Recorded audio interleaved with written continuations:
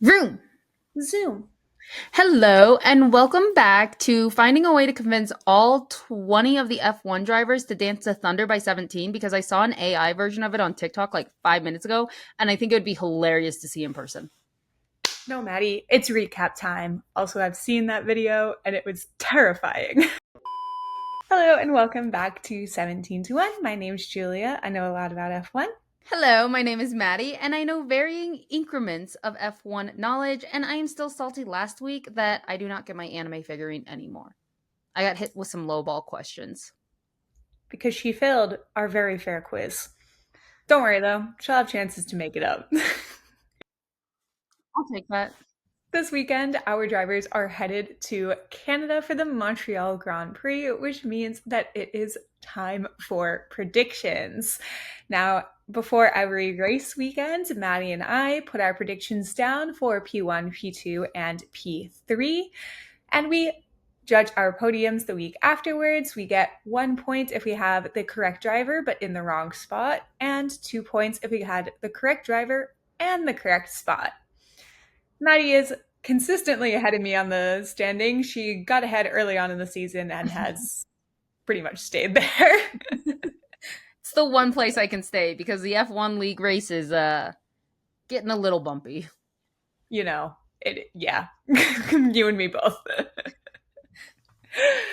Last weekend was the Spanish Grand Prix. I had predicted a Max Verstappen P1, a Charles Leclerc P2, and an Oscar Piastri P3. Now, I got two of those people on the podium, but in the wrong spot, so I picked up a grand total of 2 points to add to my tally for this week. How'd you go, Maddie? I ended up being about the same. So I had a Max Verstappen P1, an Oscar Piastri P2, and a Lando Norris P3. So I ended up getting 2 points because right people, wrong placement. Could have gotten three if Julia hadn't jinxed a specific Dutch man. Always my fault. We've been over this. You sound just like my dad. Ooh, don't compare me to a white man. Okay, Bessie, that's my bad. Yeah, how dare you? That was too far. At least compare me to like a POC man. Well, my dad's not one of those. I don't know what to tell you. I know. That's why it was so disappointing to hear those words come out of your mouth. Anyway, back to the plot. So I'm still trucking along ahead of Julia. It's one of the few things I managed to win because she's very good at a lot of things, and I'm scared of that. Anyway, going into Montreal, which we will be there, so we will get to witness the results in person, will be fun. First things first, before we start our predictions, though, we need to know the weather and what to expect. So, forecaster Julia, take it away. We should get you a green screen. I should. I could have the. Well, the weather is going to be quite pleasant. There's going to be a warm front moving up the coast.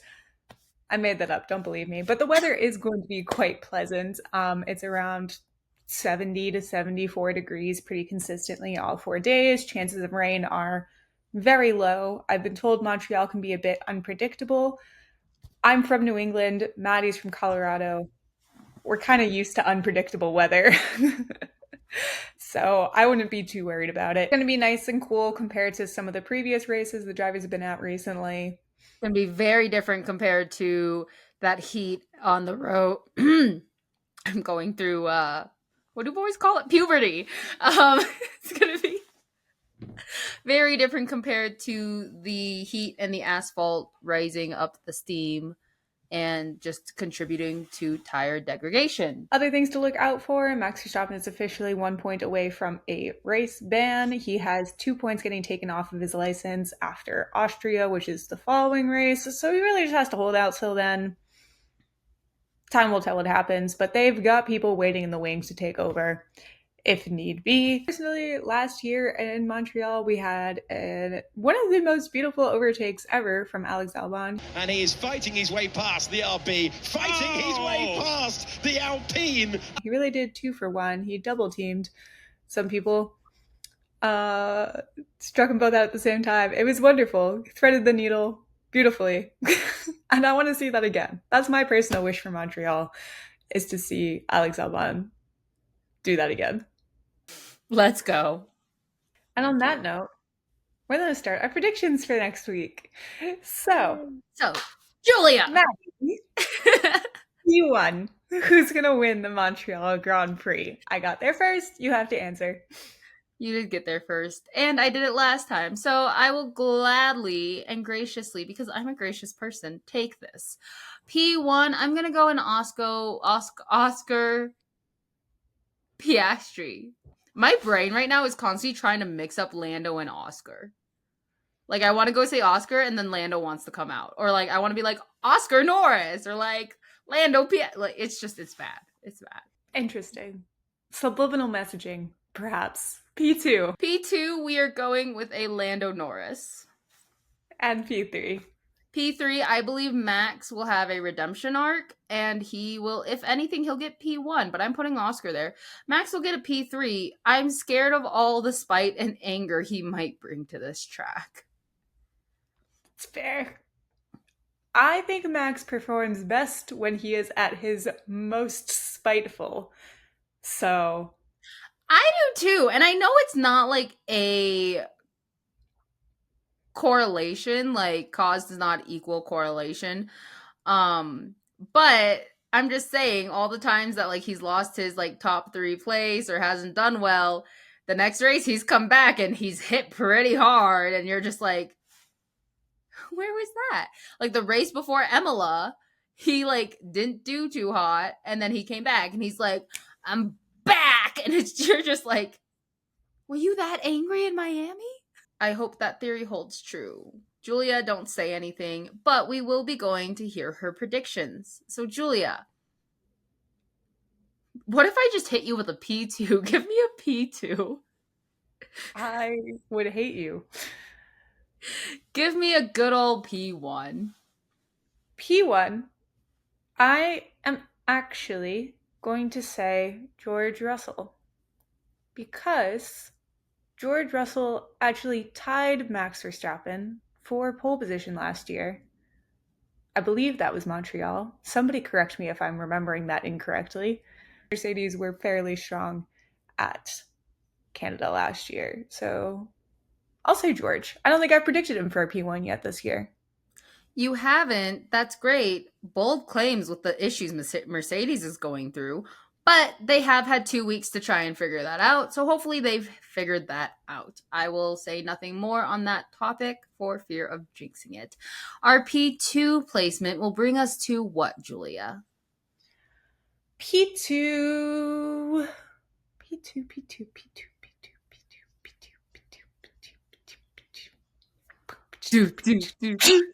Max Verstappen.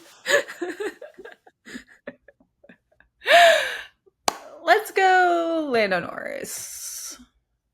You do not sound excited about that one. I'm just uncertain. That's fair. Rounding it off with a good old top 3 P3, who will take that lowest level stair podium? Let's go with Oscar. Oscar. All right.